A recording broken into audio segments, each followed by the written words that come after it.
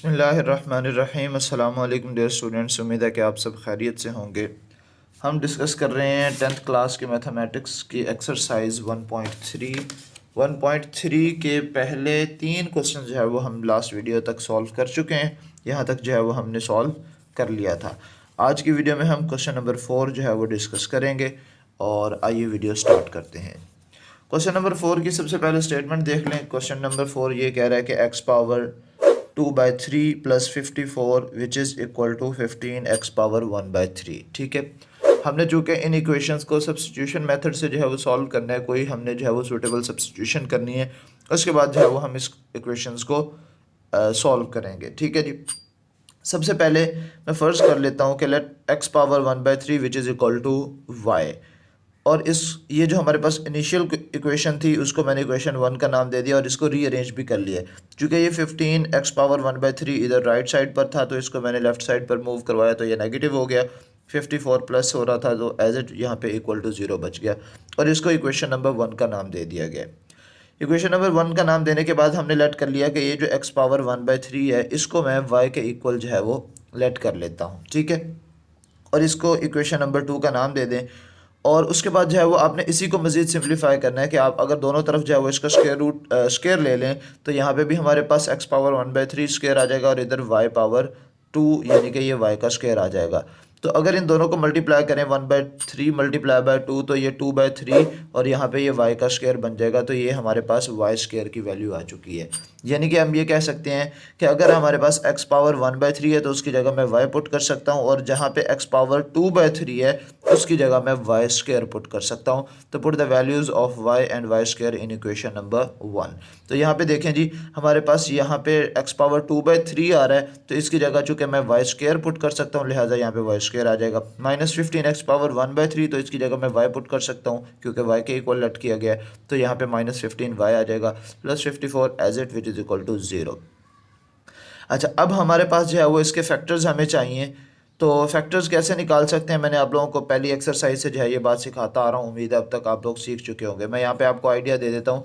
54 को आप जो है वो यहाँ पे डिवाइड करें, 2 पे डिवाइड करें एंड सो ऑन। डिवीजन करके आपको ये 6 और -6 और -9 जो है ये दो फैक्टर्स मिल जाएंगे। ठीक है, तो -6 और -9 अगर हम इन दोनों को माइनस करें तो -15 भी बन रहा है। माइनस माइनस प्लस 6 9 54 और y इंटू वाई स्क्वायर, यानी कि हमारे पास इन दोनों कांस्टेंट टर्म को और x स्क्वायर को अगर मैं मल्टीप्लाई करूं तो चूँकि 54y स्क्वायर आ रहा है तो लिहाजा यहाँ पे इसके दो फैक्टर्स यही बन रहे हैं -9y और -6y। ठीक है बच्चों, और ये मैं बातें ऑलरेडी आप लोगों को कई बार जो है वो बता चुका हूँ। उम्मीद है अब तक आप लोगों को समझ आ गई होगी।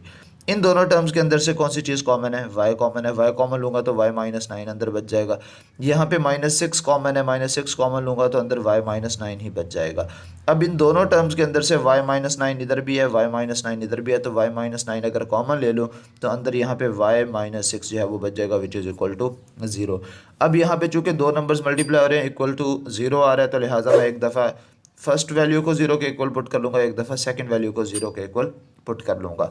सो y -6 which is equal to 0 and y is equal to 6, y -9 which is equal to 0 and y is equal to 9 हो जाएगा। अब ये तो y की वैल्यूज़ आई हैं ना, तो y की वैल्यूज़ तो हम नहीं फाइंड करना चाह रहे हैं, हम तो एक्चुअली x की वैल्यूज़ कैलकुलेट करना चाह रहे हैं। तो क्या हमने y की कोई वैल्यू जो है वो x की फॉर्म में ली थी? बिल्कुल ली थी। हमारे पास जो था वो y किसके इक्वल था, x पावर 1/3 के इक्वल था। तो इसका मतलब ये है कि ये जो y की वैल्यू 6 आई है इसको मैं इक्वेशन नंबर 2 के अंदर जो है वो पुट कर सकता हूँ y की जगह।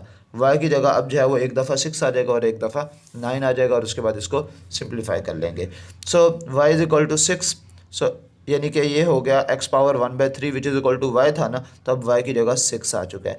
हमें तो x की वैल्यू चाहिए ना कि x पावर 1/3 की।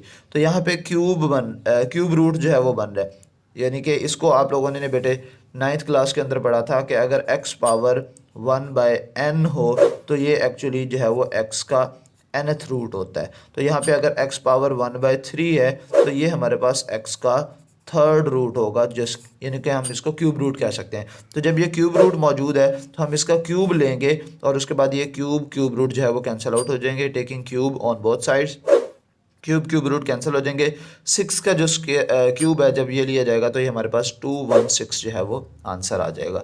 एक वैल्यू हमारे पास ये आ गई है। अब हम जो है वो इसी x power 1/3 which is equal to y, ये जो इक्वेशन नंबर 2 है इसके अंदर y की वैल्यू पुट करेंगे जो कि y की वैल्यू आई थी 9।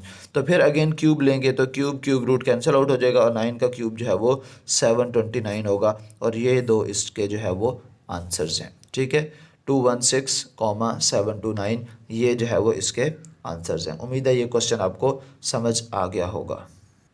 जी बच्चों, अब हम सॉल्व करेंगे क्वेश्चन नंबर 5 जिसकी स्टेटमेंट ये है कि 3x power -2 + 5 which is equal to 8x power -1। ठीक है जी। अब सबसे पहले जो है वो हम इसको रीअरेंज कर लेते हैं। ये जो 8x पावर -1 है वो इसको अगर मैं लेफ़्ट साइड पर मूव करवाऊंगा तो इसकी जो वैल्यू बन जाएगी वो नेगेटिव हो जाएगी, यानी कि ये हमारे पास पॉजिटिव 8x पावर -1 है तो इधर आके नेगेटिव हो जाएगा और ये क्वेश्चन बन जाएगी 3x power -2 -8x power -1 plus 5 which is equal to 0। तो लेट करते हैं x पावर -1 जो है वो किसके इक्वल है, y के इक्वल है और आप इसको इक्वेशन नंबर 2 का नाम दे देंगे और ये जो हमारे पास इनिशियल इक्वेशन है आफ्टर रीअरेंजमेंट तो ये हमारे पास इक्वेशन 1 बन जाएगी। अब दोनों तरफ मैं स्क्वायर लेता हूँ तो taking square on both sides तो ये x power -1 multiply by 2 which is equal to ये y था, y का भी स्क्वायर ले लिया गया तो ये y स्क्वायर बन जाएगा। -1 मल्टीप्लाई बाय 2 तो ये -2 हो जाएगा which is equal to y square. तो इसका मतलब एक तो यहाँ पे हमारे पास x पावर -1 आ रहा था और एक x पावर -2 आ रहा था। तो x पावर 1 की जगह मैं -1 की जगह मैं y पुट कर सकता हूँ और x पावर -2 की जगह मैं y पावर 2 यानी कि y स्क्वायर पुट कर सकता हूँ। So put the values of y and y square in equation number 1। तो जहाँ पे हमारे पास x पावर -2 आ रहा है, चूँकि वो y स्क्वायर के इक्वल है लिहाजा इसकी जगह में 3y स्क्वायर बन जाएगा। -8 x पावर -1 था तो -1 की जगह मैं y पुट कर सकता हूँ तो -8y + 5 which is equal to 0। ये हमारे पास इक्वेशन बन गई है। अब देखें हमने बनाने इसके फैक्टर्स। एक हमारे पास ये टर्म है 3y स्क्वायर मल्टीप्लाई बाय 5, चूँकि हमने वाई स्क्वायर या जो स्क्वायर वाली टर्म होती है उसको कांस्टेंट टर्म के साथ मल्टीप्लाई करते हैं तो ये बन जाएगा 15y स्क्वायर। तो अगर मैं इसके फैक्टर्स बनाऊं तो ये 3 और 5 ही एक्चुअली इसके फैक्टर्स बनते हैं। -3y और -5y जो है वो -8y बन जाएगा। माइनस माइनस जब मल्टीप्लाई करूंगा तो प्लस हो जाएगा। 3 5 15y × y स्क्वायर। तो यानी कि इसी के इसके ये दो फैक्टर्स आ चुके हैं, -3y -5y और ये दो मल्टीप्लाई होंगे तो ये टर्म्स बन जाएंगी और अगर इन दोनों को माइनस करेंगे तो -8y बन जाएगा। तो यही इसके फैक्टर्स हैं। ठीक है, so 3y square -3y -5y + 5 which is equal to 0। अब पहली दो टर्म्स के अंदर से 3y कॉमन है, 3y को अगर मैं कॉमन लूँगा तो यहाँ पे y स्क्वायर में से एक y बच जाएगा और 3y सारा बाहर चले जाएगा तो जस्ट यहाँ पे -1 बच जाएगा। ठीक है जी, यहाँ से 5 अगर कॉमन ले लूँगा तो 5 कॉमन चला जाएगा नेगेटिव के साथ तो यहाँ पे y बच जाएगा, यहाँ पे भी 5 कॉमन चला जाएगा, चूँकि यहाँ पे नेगेटिव साइन कॉमन लिया तो प्लस माइनस में चेंज हो जाएगा विच इज़ इक्वल टू 0। ठीक है, तो यहाँ पे y -1 और y -1 दोनों में आ रहा है तो ये कॉमन ले लिया जाएगा और 3y -5 एक ये फैक्टर बन जाएगा और एक ये y -1 जो है वो फैक्टर बन जाएगा। अब इसको ज़रा सिंप्लीफाई कर लेते हैं। चूँकि हमारे पास दो नंबर्स मल्टीप्लाई हो रहे हैं, आंसर 0 के इक्वल आ रहा है तो 3y -5 which is equal to 0, y -1 which is equal to 0 as well. ठीक है, सो यहाँ से जो y की वैल्यू बन जाएगी, ये माइनस हो रहा है इधर आके प्लस का 5 हो जाएगा और ये 3 मल्टीप्लाई हो रहा है इधर आके डिवाइड हो जाएगा। सो y की वैल्यू हमारे पास बन जाएगी 5/3। ठीक है, और यहाँ पे y विच -1 था तो यहाँ पे y जो है वो इक्वल टू 1 हो जाएगा जब ये y -1 जो है वो जब ये राइट साइड पर आ जाएगा। अब दो वैल्यूज़ हमारे पास जो है वो y की आ चुकी हैं, दोनों वैल्यूज़ को 1 बाय 1 हम इक्वेशन नंबर 2 के अंदर जो है वो पुट करेंगे और उसके बाद इसको सिंप्लीफाई कर लिया जाएगा। क्योंकि इक्वेशन नंबर 2 हमारे पास क्या है, x power -1 which is equal to y, तो लिहाजा x power -1 which is equal to y की बजाय अब y की वैल्यू आ जाएगी विच इज़ 5/3। और दूसरी बात कि यहाँ पे चूँकि -1 दी हुई है इसकी पावर, तो इसको अगर डिनोमिनेटर में भेज दूंगा तो x power 1 power x by 1 divided by x power 1 जो है वो हो जाएगी। ठीक है, सो यहाँ पे पावर नेगेटिव थी, जब डिनोमिनेटर में चली जाएगी तो ये पॉजिटिव हो जाएगी। ठीक है बच्चों, ये 5/3 एज इट रहेगा।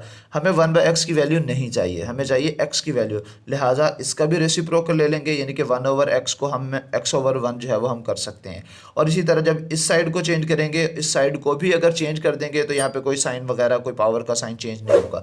अगर हम इस साइड को चेंज नहीं कर रहे तो इसकी पावर अगेन जो है वो नेगेटिव हो जाएगी, लेकिन वो तो हमें नहीं चाहिए, वो तो ऑलरेडी हमारे पास मौजूद थी।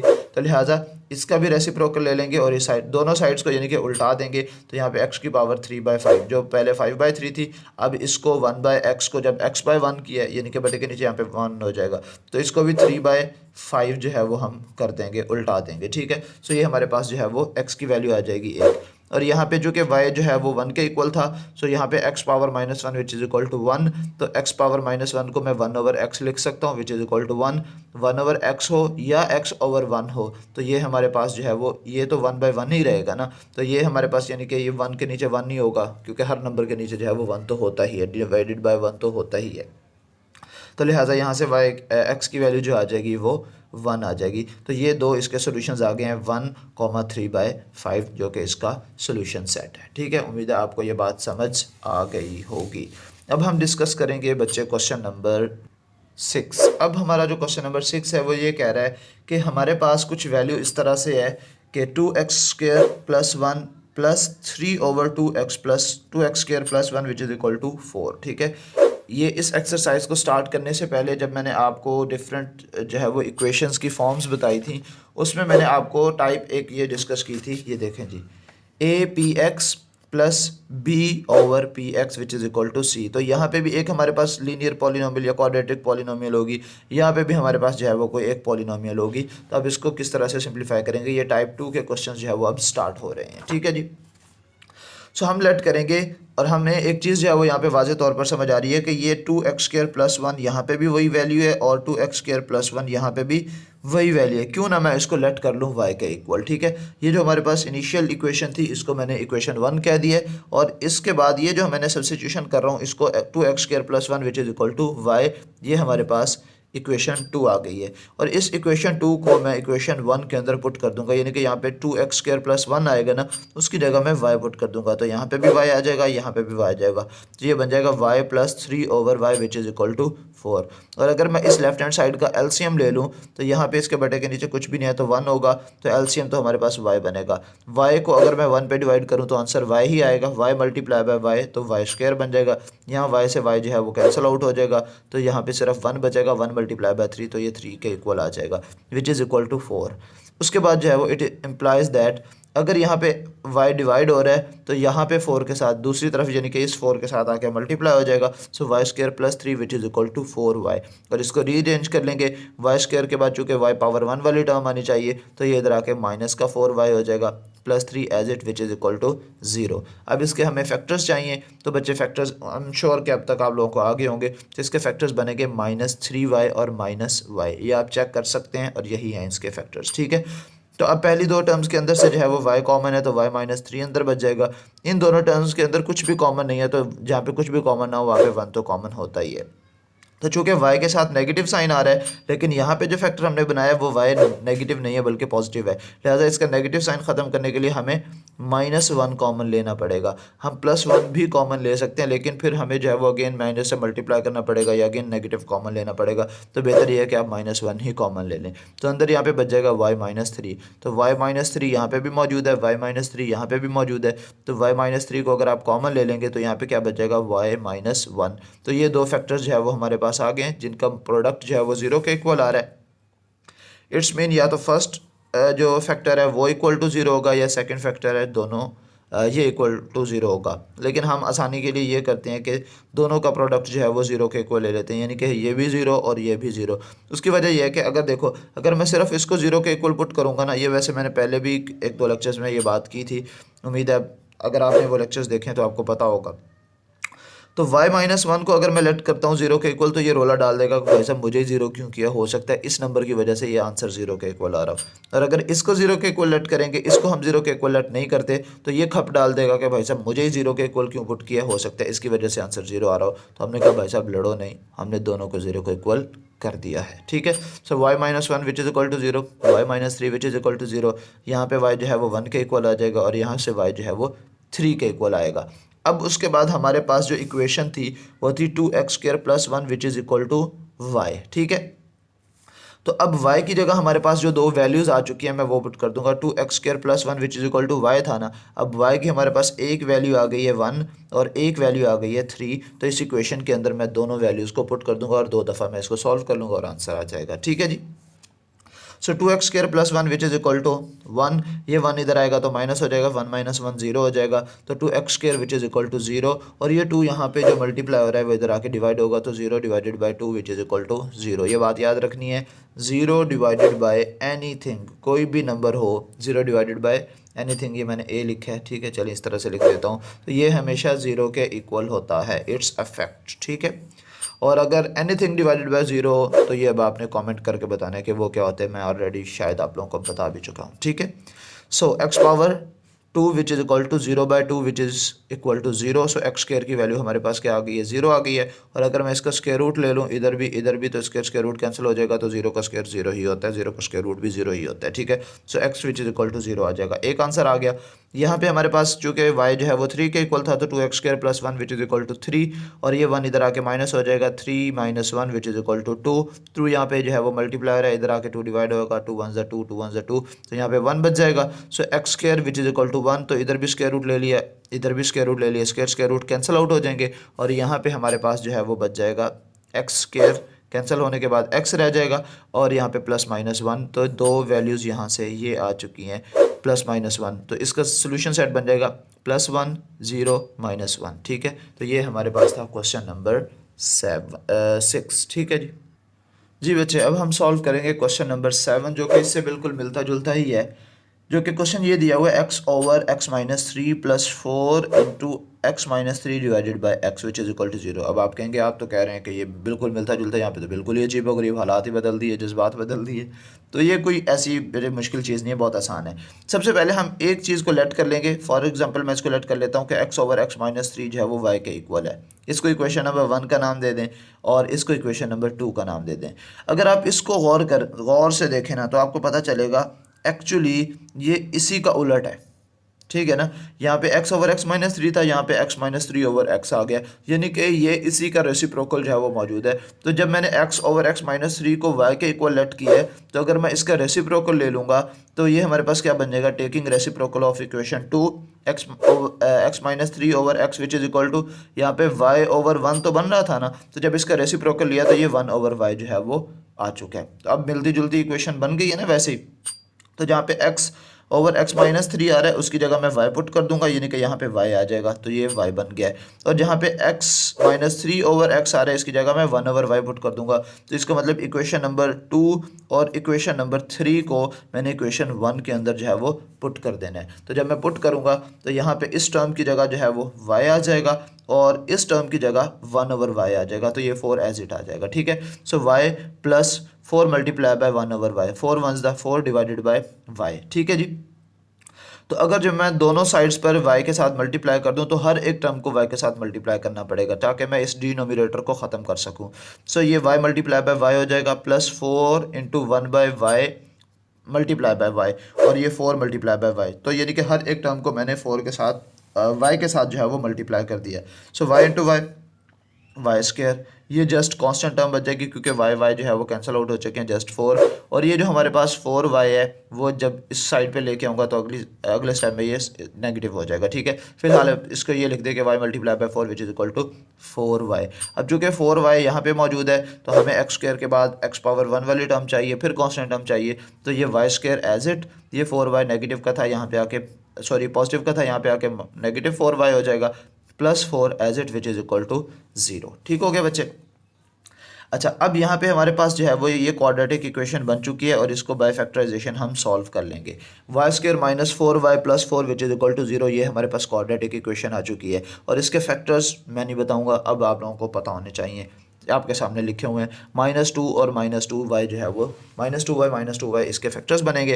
पहली दो टर्म्स के अंदर से अगर आप कॉमन लेना चाहें तो यहाँ से y कॉमन ले सकते हैं, तो यहाँ पे क्या बच जाएगा, y बाहर कॉमन चला जाएगा, y -2 अंदर बच जाएगा। यहाँ से -2 अगर आप कॉमन लेना चाहें तो -2 कॉमन लेंगे तो y -2 बच जाएगा विच इज़ इक्वल टू 0। ठीक है जी। सो अब यहाँ पे y -2 पहला फैक्टर भी यही है और y -2 दूसरा फैक्टर भी यही है विच इज़ इक्वल टू 0। तो अगर दो दफ़ा सॉल्व कर लोगे फिर भी आंसर 6 ही आना है, तो अब मैंने इसको सिर्फ एक ही दफ़ा सॉल्व कर लिया है। So y -2 which is equal to 0 और y किसके इक्वल आ जाएगा, 2 के इक्वल आ जाएगा। लेकिन y जो एक्चुअल में हमने लेट किया था वो किसके इक्वल था, वो तो था हमारे पास इसके x over x -3 which is equal to y। तो लिहाजा ये जो y की वैल्यू 2 आई है इस इक्वेशन के अंदर मैं y की जगह यहाँ पे मैं 2 पुट कर सकता हूँ। तो ये हमारे पास put the value of y in equation 2, तो ये बन जाएगा, चूँकि हमारे पास x ओवर x -3 y के इक्वल था लिहाजा y की जगह मैं यहाँ पे क्या पुट कर सकता हूँ, 2 पुट कर सकता हूँ। सो ये बन जाएगा x over x -3 which is equal to 2। ये x -3 यहाँ पे डिवाइड हो रहा था, इधर 2 के साथ मल्टीप्लाई होगा तो 2 multiply by x, 2 multiply by -3 तो -6 हो जाएगा। सो ये 2x है और ये x है और ये माइनस का 6 है। इस -6 को अगर मैं इस साइड पर लेके आऊँगा तो ये प्लस का 6 बन जाएगा और ये x उधर जाएगा तो ये 2x -x हो जाएगा which is equal to x। So x is equal to 6। ये है जी आपका इसका आंसर। उम्मीद है आज की वीडियो में आपको ये क्वेश्चन जो है वो समझ आ चुके होंगे। नेक्स्ट वीडियो में इंशाल्लाह जो रिमेनिंग क्वेश्चंस हैं उनको सॉल्व करेंगे। मुझे दीजिएगा इजाज़त, मुझे दुआ में याद रखिएगा। अल्लाह हाफिज़।